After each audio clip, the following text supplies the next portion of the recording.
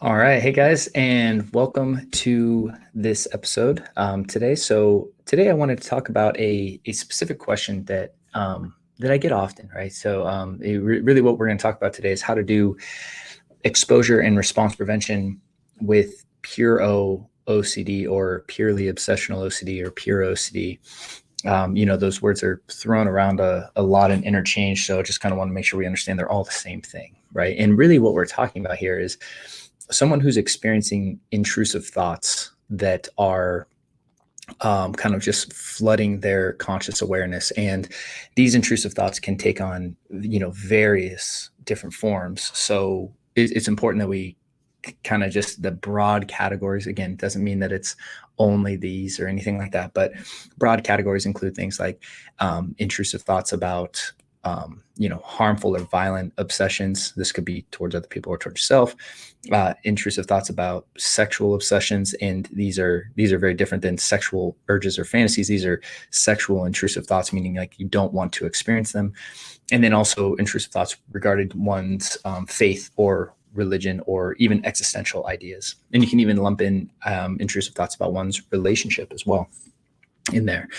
So, the thing about Pure O OCD, as it once was thought, is that the idea is that this form of OCD was purely obsessional, meaning there were no compulsive behaviors that the person did. So, the treatment model for exposure and response prevention is to expose the person to the feared situation or the stimulus, whatever it is, and then prevent the person from doing the compulsive behaviors, which then allowed a habituation effect to take place. Now, initially, the idea of these purely obsessional thoughts is the idea that, well, they have these intrusive thoughts, but they don't do any behavior, so we can't use ERP. And that is a complete myth, debunked. It's not true. So, like, we really need to draw that line hard in the sand that is inaccurate information. And if someone has told you that, then I'm sorry, but it's not true. Okay. So, and I know that might be, hard stance sound like, but I mean, it's just the facts. I have never come across a case of pure O OCD where the person wasn't doing compulsions or mental compulsions. And this is the thing that we need to understand here, right? Is that, so the first mistake that people make with ERP and pure O OCD is assuming that they don't do compulsions. Now, if you're operating, think about this for a second. If you're operating from the idea of, I don't do compulsions, then you're going to operate from the context that ERP doesn't work for me, and therefore I shouldn't pursue it and shouldn't try it. Okay, like that's just that belief structure right there, that I don't do compulsions, or even the idea that pure O OCD exists, you're going to not engage in the treatment, and therefore you're not going to believe it's going to work for you, and you're not going to get better because you're just going to fundamentally believe this isn't going to work for me. So the first mistake right there is just even believing in the idea of only obsessions and I don't do compulsions. Okay, so that's like mistake number one, and that's usually the very, very first thing that I'm discussion that I get in with anyone that I've ever worked with who has pure O OCD is like, hey, we need to start separating the idea between what the obsessions are and what the compulsions are, and really understanding that a large amount of the behaviors that the person is performing are mental. They're happening right in the person's head. So this is things like analyzing and worrying and thought blocking, thought suppressing, right? Mental rumination, compulsive praying, counting, distracting, right? Trying to think only good things or get rid of bad things. It's like all this battle that the person's engaging in their mind. Those are the behaviors. And then not to mention the physical behaviors of avoidance or reassurance. And there, we didn't even talk about that, like mental avoidance, mental reassurance, checking, internal scanning, body scanning, all this stuff, right? So the idea is the very first mistake that people make that I want to talk about on this episode is the idea that they aren't even aware that they're doing compulsions or safety behaviors, and by default they assume that ERP doesn't work.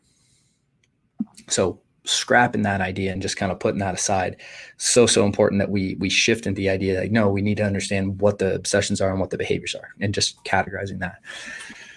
Number two is that people try to use ERP to get the result that they want. And again, I talk about this all the time, but I mean, it's just worth hearing until it finally registers, because a lot of times with this, it takes, 5, 6, 7 times of like hearing something sometimes, because until it finally clicks. And the reason is because when you're in OCD and anxiety, your brain is in a state of survival often, right? You're in a fight or flight sense.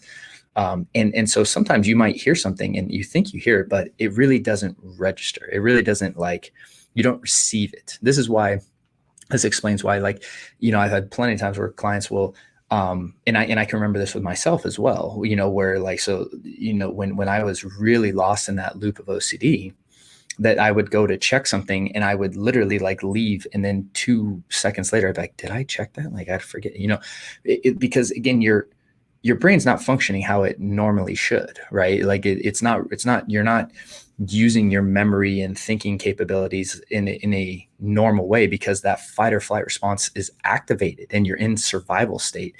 So the functionalities are just going to be not working to the normal level in which they work, if that makes sense. So when people start off with exposure and response prevention, what happens a lot of times is they get attached to a certain outcome. Okay. Meaning, like, I want my thoughts to go away. I want to not feel anxious.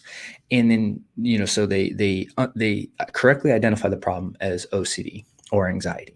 Right. And so that's like the big first step to take, right, is really understanding that the content of what you're obsessing about or worrying about is actually not the problem we're dealing with. This is an OCD problem or an anxiety issue. So, and with OCD, like, that is the most important step to take first. And so for me, when I was worrying about what if I got possessed one day, right, and I was just spinning on that and spinning on it and spinning on it, and, to the point where it just consumed my entire day. The big step that happened for me, and, I talk about this in a lot of my story, but is I was at this church and I was, asking this person, this volunteer, I remember to, like, I only met this woman one time and I swear she changed my life. But I went to the church and I was asking to get, like, prayed over, or like, to pray, someone to pray with me to make sure that I wasn't going to get possessed that night. Right. And I did this as a compulsion just all the time. And this is one of the things that most people don't understand, is that when you're in OCD, you don't see the problem as OCD. You see the problem as what you're obsessing about. So I saw it as a demonic possession, like, oh my gosh, this could happen to me. What if I sold my soul and all these things? So obviously I was going to my church, or the church as a my solution, because I thought that was the problem. And that misunderstanding of the problem is what keeps most people stuck for an extended period of time that they don't really need to be stuck in. Is just really this understanding of what you're obsessing about is not the problem. So then that shift into this is an OCD problem.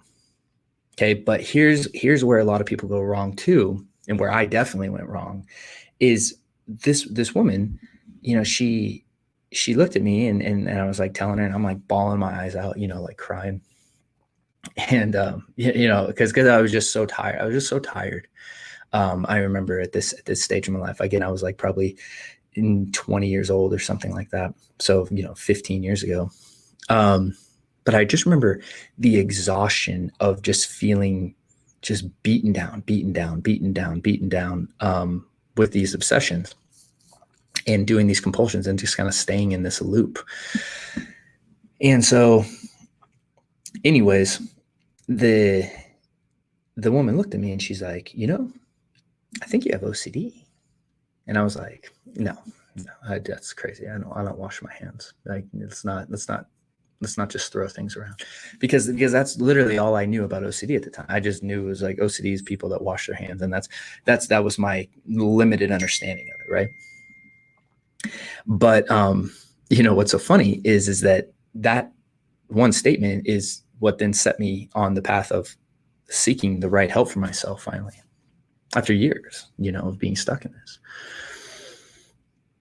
And I know that most people that I talk to have that moment too, where they finally learn like, oh, this is what, this is, oh, this is what the problem is. It's not, it's like, I don't really have a heart attack issue. I have a panic attack issue. You know what I mean? Like, so shifting into that. But here's where the thing is, then obviously the next logical step is, okay, well, how do you treat OCD? And you read about things like ERP and acceptance commitment therapy. And here's where people go wrong that I want to talk about today. Just this one idea, right? Because again, I see it just so much in not only in the groups that I run, but also, just with emails I get and people I work with one-on-one, is they try to use ERP to get the result that they wanted from the beginning. Okay, meaning I'm going to try to make ERP fit into what I want to happen, where that's not what ERP is, right? So for instance, like the idea is like, if I have intrusive thoughts about getting possessed, or I have intrusive thought, let's say violent or sexual or whatever, like whatever intrusive thoughts, right? Because with Pure O, I essentially experience every intrusive thought I think you can experience as an individual. So when I have an intrusive thought and I think that that's the problem, then what happens is people try to use ERP to get the result of getting rid of their thoughts. Okay. And to get rid of their feelings. And then they try ERP and then that doesn't happen and they believe ERP doesn't work. The reason that is because ERP is not designed to get rid of your thoughts and feelings. What it's designed to do is to help you desensitize to them by not engaging in behaviors that reinforce them. And then as you desensitize to them, your brain recategorizes them so that you don't appraise them as a threat. And so if you're going at ERP with the idea of like, okay, Matt, how many exposures do I need to do to get this? It's like, no, you're looking at it wrong, right? ERP is about removing all behaviors. So the first is the idea of understanding all the mental behaviors that you do and really understanding that that is what we're looking to remove with ERP. And then second is not having preconceived ideas about what you want ERP to do, because then you're going to appraise the results wrong and give up on it. And where really this is how you get better. So I just want to talk about those two ideas today, and really share, the idea of what ERP is from a very high level context when it comes to Pure O and treating Pure O OCD. And really, if this is something you struggle with, just encouraging you to, over at Restored Minds, we have resources available for you with this, and specifically the AAA response to really help make sure you aren't doing those mental safety behaviors. And so we have, free resources down in the notes below that you can check out, where you have a guide as well as a free webinar you can attend, and as well as our groups and other support to help you on this journey. Because if you're struggling with this is not something that you need to go at alone. So just want to say thanks so much for hanging out today. I really appreciate you guys. And I look forward to seeing you on the next episode. Take care.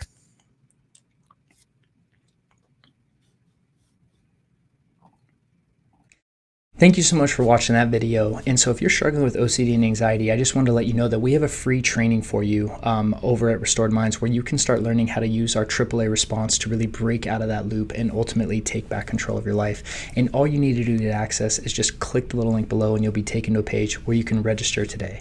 Thank you so much.